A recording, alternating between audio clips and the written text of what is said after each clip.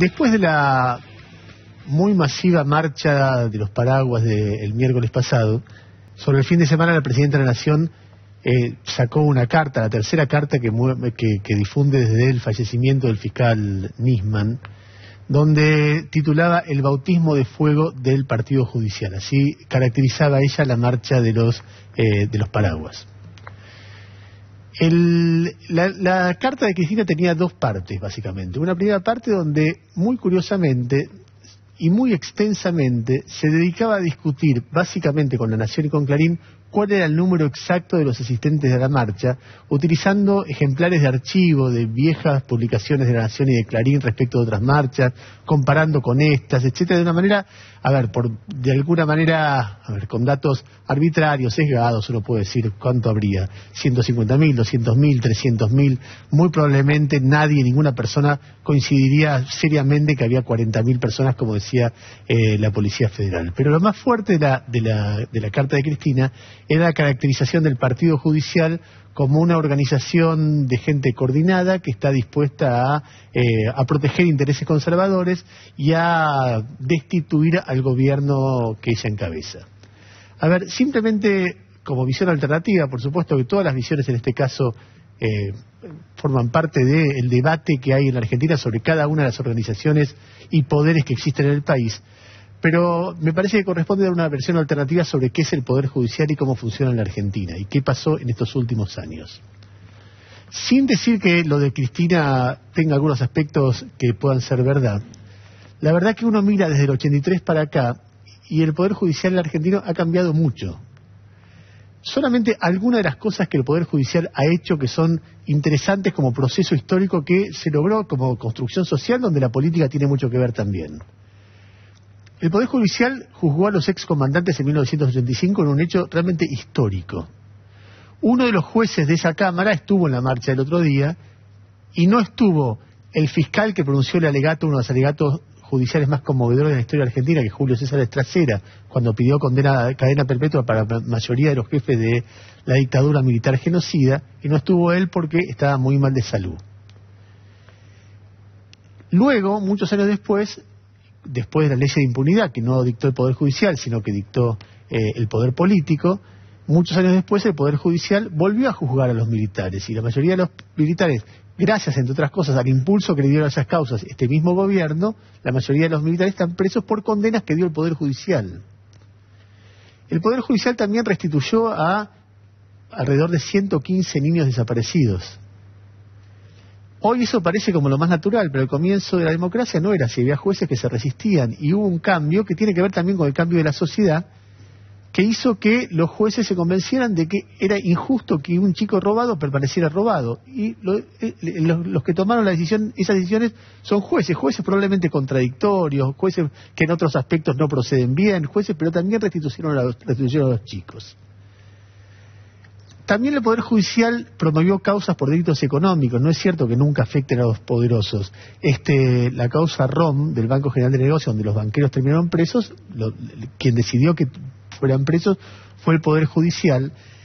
E inclusive en el tema de las distintas denuncias del gobierno contra Clarín, que para el gobierno son tan sensibles, en la más sensible de todas, hubo una jueza que estuvo en la marcha el otro día, la jueza Roya Salgado, que fue la que presionó y logró que finalmente los hijos de Ernestina Herrera de Noble pusieran el brazo para que se conociera cuál era su identidad. El Poder Judicial, luego de la actuación muy tenaz de un fiscal que fue uno de los que encabezó la marcha, que es Carlos Stornelli, puso preso a Menem, luego de una investigación que inició Daniel Santoro en el diario Clarín.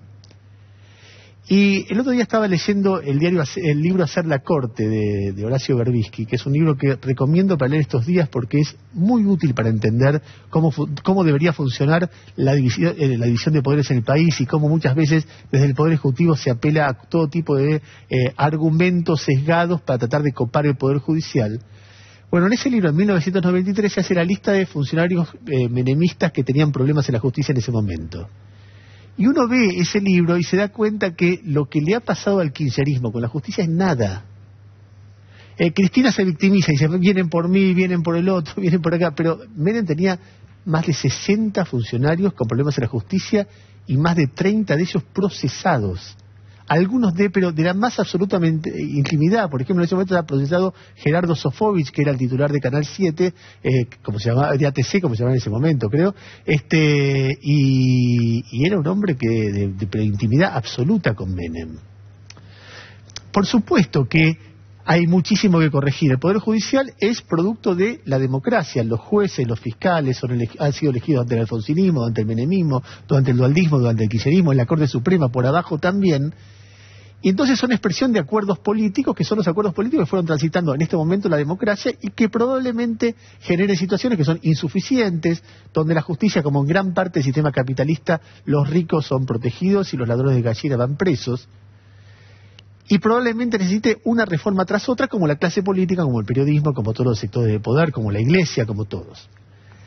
Ahora, si el momento en que un gobierno elige para empezar a denunciar estas cosas es cuando un juez allana el departamento del vicepresidente, y entonces aparece el vicepresidente en una conferencia de prensa donde en 5 días el gobierno logra cargarse al procurador general, al juez de la causa y al fiscal, en una causa que después agarran otros jueces que nada que ver con los anteriores y vuelven a insistir con que el vicepresidente, y después los camaristas, con que el vicepresidente, que hay indicios muy fuertes de que el vicepresidente es sospechoso de hechos de corrupción.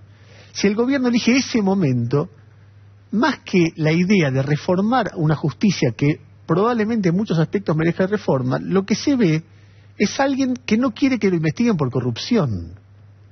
Entonces, el caso Vudú, como el caso Milani respecto de lesa humanidad, como el caso Otesur respecto de lavado de dinero, como la fortuna presidencial, como el caso que denuncia el juez Nisman, son casos que, así como en otro momento se discutió en la justicia si los funcionarios eran culpables o no, en este momento corresponde que se discuta sin ningún tipo de ataque de histeria, y en todo caso que la reforma necesaria del Poder Judicial corra por vía paralela.